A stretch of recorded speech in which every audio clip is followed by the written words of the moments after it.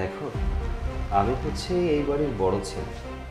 বড় ছেলে হয়ে আমার দায়িত্ব তো অবশ্যই আছে।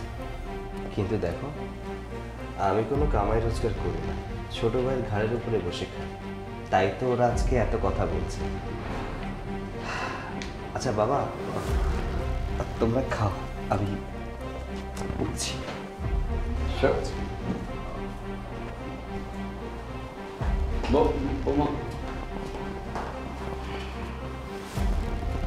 হলো তো, ওরা উঠে চলে গেল, আমিও চলে যাচ্ছি।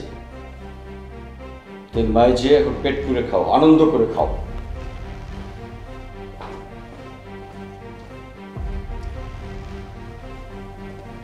লোহা গরম থাকতে তাপ দিতে হয়, বুঝছিস? আরে মা, চিন্তা করো না, আমি তোমার সন্তান। কোথায় কি করতে হয় সেটা আমার খুব ভালো করে জানা আছে। আজ আর বলেছো তুমি।